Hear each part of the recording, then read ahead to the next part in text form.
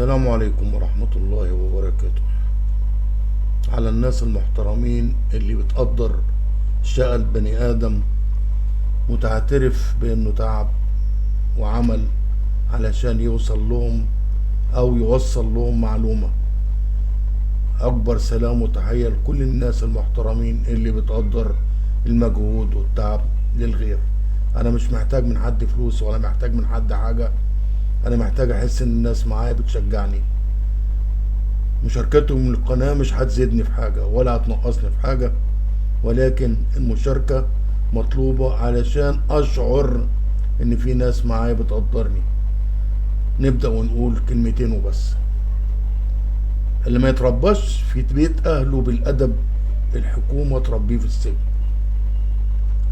المقدمة: كان زمان في حينا بالقاهرة أثناء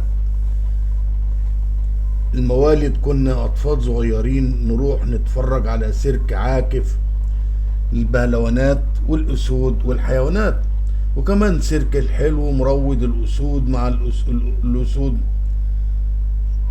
والقطط والقرود مع الكلاب، وسيرك ياسين والموتوسيكل داخل الكورة الحديدية، وبريلو والموتوسيكل بيدور داخل البرميل. كانت الحياة جميلة وحلوة. كنا نمشي من السيدة لغاية الجزيرة علشان نتفرج على النادي الأهلي لما كان في التمارين أو الماتشات. صحيح كنا أطفال لكن كنا بنعشق كرة القدم، وبسببها عشقنا الرياضة بجميع أنواع. كانت مراكز الشباب ببلاش نروح نتمرن فيها، ما بين حديد وجمال أجسام وحمل أثقال والمصارعة وشد الحبل والجمباز، وده كان كمان في المدارس وكان اسمه القسم المخصوص.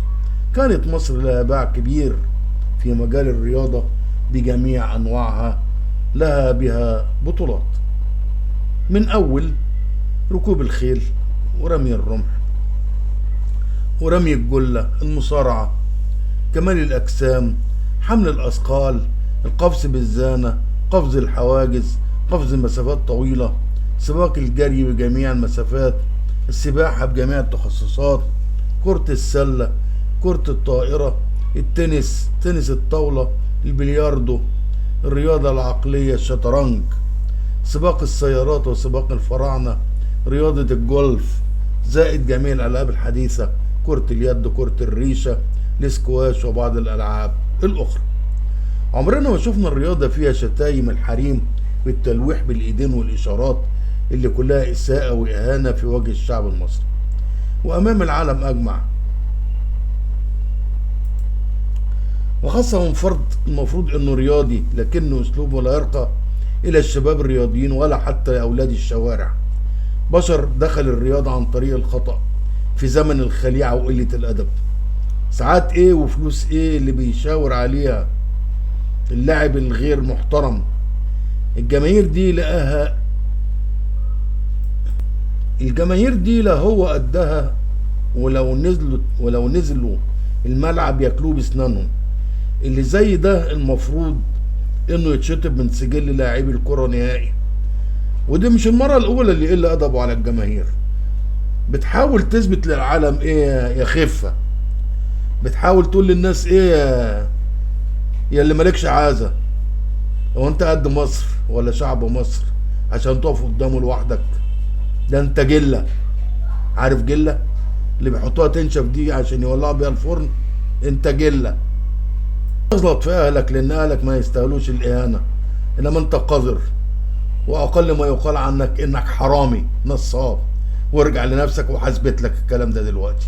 المفروض ان اللاعب القذر قليل الرباية ده يتحبس. مفيش حاجة اسمها 8 مباريات ولا فلوس. كهربا اتعمل عليه بروجرام شهروا بيطالبوا شهور بيطالبوا بشطبه. هم نفس الجماهير الزملكاوية اللي النهاردة بتدافع عن اللاعب قليل الادب، خاض في عرض الاسطورة المصرية الكبيرة قوي غصب عنه عن اللي ربوه، اللي كان جاي القاهرة حافي علشان يعمل اختبارات كرة نسي نفسه الجعان انه كان مش لاقي ياكل، والنهارده الكرة عملت له اسم. والعيب مش عليه، العيب على اللي عمله، انه يهين الناس المحترمين، لانهم الاتنين شكل بعض زولا، ولابد يكونوا محبوسين مع بعض رقي زنزانة في زنزانة واحدة، لأن يظهر إن الاتنين حبسجية زي بعض. وعجب العجاب إنه طلع نصاب وحرامي فعلا. مفاجأة، نصب على أمير سعودي، والأمير السعودي حالف 100 يمين ما هو سايبه، وهو بيتهم الخطيب بالسرقة وهو نصاب وحرامي. مش كده ولا إيه؟ قبل ما ترمي الناس الحرة النظيفة باللي بيجرى فيه، بص لبيتك واللي انت عايش فيه منين وايه هي حيلة. مش كده ولا ايه؟ اللقاء في عمل جديد.